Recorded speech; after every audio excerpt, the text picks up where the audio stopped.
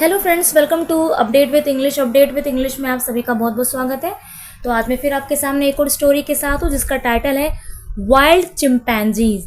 तो इसके ऊपर आज हम डिस्कस करेंगे, समझेंगे ग्रामर के स्ट्रक्चर्स एंड वोकैब को। तो चलिए स्टार्ट करते हैं स्टोरी। लास्ट क्लास में हमने डिस्कस किया था थोड़ा थोड़ा करके खाओ, थोड़ा थोड़ा लाओ, थोड़ा थोड़ा पढ़ो। तो इसे इंग्लिश में कैसे बोलते हैं?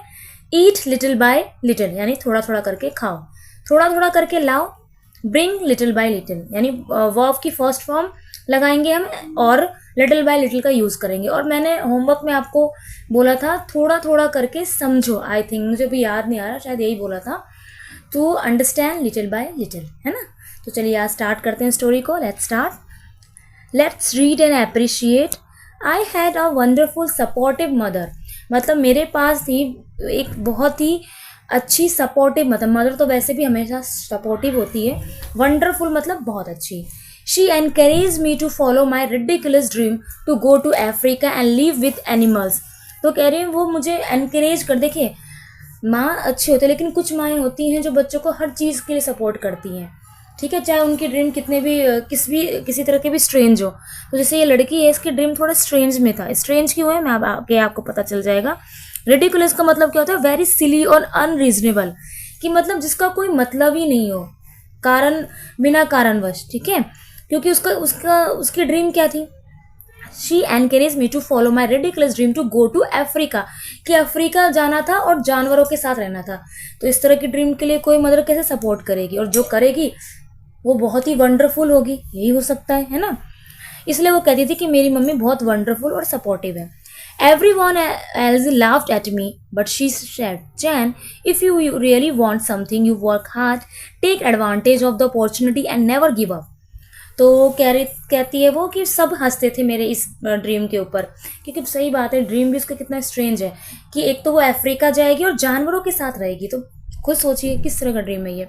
लेकिन उसकी मदर समझती थी इस चीज़ को और उसे हमेशा सपोर्ट करती थी, कहती थी अगर तुम कुछ सोच रही हो तो तुम उसके लिए मेहनत करो, एडवांटेज लो, अपॉर्चुनिटी का एडवांटेज लो, कि देखो तुम्हारे अवसर अगर तुम्हें मिला ही है, कि कोई तुम्हें मौका मिला हुआ है तो उसका फ़ायदा कैसे उठाना है।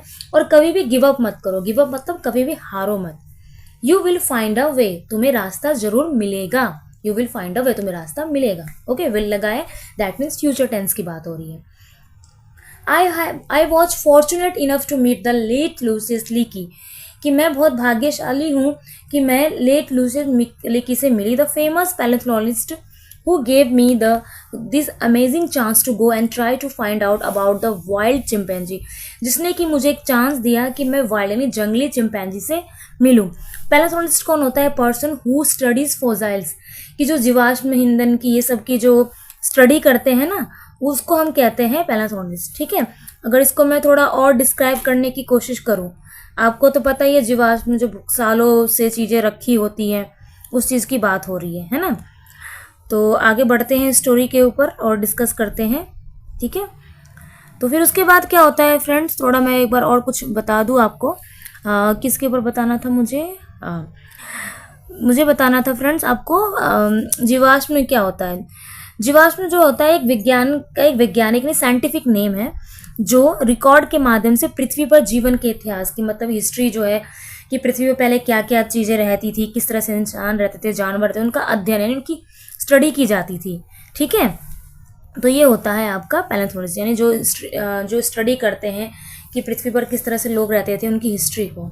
ओके, देखो लिखा भी है आगे, are closest living relatives in the animal world. That study began in the 1960s. When I go back in time, I see some chimpanzee that I knew then, and one of them is Fifi. 1916 जो begin हुआ था, I see some chimpanzee, मैंने कुछ chimpanzee को देखा, उसमें से मैं किसी एक को जानती थी जिसका नाम था Fifi. She was a little baby when I met her first, कि वो एक छोटा सा बच्चा था जब मैं उसे पहले मिली। And she is about 43 years old now, और अब वो कम से कम 43 ईयर्स की होगी। She is the matriarch of our community and has had several children, कि वो क्या थी, वो मैट्रिक थी और उसके कई बच्चे थे, ठीक है। मैट्रिक क्या होता है? मैट्रिक का मतलब होता है a women who is the head of a family, कि जो मुखिया होती है फैमिली की। आमतौर पर मुखिया जो फीमेल्स नहीं होती, मेल्स होते हैं, बट किसी परिवार या सामाजिक समुदाय की प्रमुख महिला, या कुल माता आप कह लीजिए, होता है ना कि हाँ भाई ये हमारी कुल माता है या हमारी मुखिया है, तो something like that. When I go there and I look into her eyes, I think this is my oldest chimpanzee friend. तो बहुत पहले की बात बता रही थी, अब वो कह रही कि अब जब मैं गई तो मैंने उसकी आंखों में देखा और ये तो मेरी पहले ही पुरानी चिंपैंजी थी, उस वो दोस्त है। And she and I share certain memories of those early 60। और वो और मैं कुछ अर्ली जो हमारी यादें थी 60s की, उसको हम शेयर कर रहे थे, बातें कर रहे थे। That no other being in the world share because they are not there any more. And when I look into those eyes I know I am looking into the eyes of a thinking. कह रही और मैं इस तरह से जो उसका आंख में देख रही थी, इसका मतलब था कि मैं पढ़ पा रही हूँ कि वो क्या समझ रही है। And when I look into, उसके बाद है but I will never know what she thinks about me. लेकिन मैं कभी इस चीज़ को नहीं जान पाई कि वो मेरे बारे में क्या सोचती है। अब यहाँ पर फ्रेंड्स एक चीज़ नोट करने की है, वो मैं आपको बता दूँ क्या नोट करने की। आप ये देख रहे हैं शी थिंक्स, तो क्योंकि सिंगुलर की बात है, सिंगुलर के साथ हमेशा वर्ब के साथ हम एस या ई एस लगाते हैं। अब ये डिपेंड करता है कि किस पे एस लगाना है, किस पे ई एस, तो ये आपको याद करना पड़ेगा। तो इस शी थिंक्स, क्योंकि शी यानी सिंगुलर एक की बात हो रही है, अगर यहाँ पर दे होता तो थिंक हो जाता, थिंक्स नहीं होता। Okay, it is always a mystery, ये हमेशा एक मिस्ट्री है, हमेशा एक रहस्य है, ये हमेशा एक रहस्य है कि वो मेरे बारे में क्या सोचती होगी। मैं इस चीज़ को कभी जान नहीं पाई। There is always something to learn, वहाँ हमेशा कुछ ना कुछ सीखने को था। We have not finished learning about the amazing population of chimpanzee. और हम बिल्कुल इस चीज़ से जो उसकी लर्निंग थे वो चीज़ बिल्कुल ख़त्म नहीं हुई कि जो उनकी पॉपुलेशन थी अमेजिंग चिंपैंजीज़ की, वहाँ हमें कुछ ना कुछ इतना सीखने को मिलता था कि वो चीज़ें कभी ख़त्म ही नहीं हुई। ठीक है, so this is the story. अब स्टोरी अभी कंटिन्यू रहेगी फ्रेंड्स, बट आज नहीं, नेक्स्ट वीडियो में, क्योंकि स्टोरी बहुत लॉन्ग है ये। बट हमारा पर्पस स्टोरी को जानना नहीं होता, बल्कि हमारा पर्पस इंग्लिश ग्रामर स्ट्रक्चर्स को जानना एंड वोकैब को जानना होता है। ठीक है, तो अब मैं थोड़ा आपको बता देती हूँ वोकैब के बारे में। एक बार हम दोबारा से रिकॉल कर लेते हैं। मिस्ट्री का मतलब होता है रहस्य, उसके बाद अमेजिंग मतलब अद्भुत कह लीजिए आप। चिंपैंजीज फुल, आप इसका प्लूरल भी देखते हैं, चिंपैंजीज हो गया, चिंपैंजी होता है जेड ई, यहाँ पे ई एस लगा दे तो उसका प्लूरल याद रखिए, अगर चिंपैंजी का चिंपैंजीज होता है। ओके, आगे बढ़ते हैं। मैट्रिक का मतलब क्या होता है कि वो वुमेन जो कि हेड ऑफ द ग्रुप आप कह सकते हैं। सर्वल मतलब कई, कितने ही उसके बच्चे थे। पैरेंथोलॉजिस्ट मतलब जो फोजाइल की स्टडी करते हैं, जो हिस्ट्री की स्टडी करते हैं कि भाई अर्थ में किस तरह से लोग रहते थे। अपॉर्चुनिटी आपको पता ही है, अवसर। हम आगे बढ़ते हैं।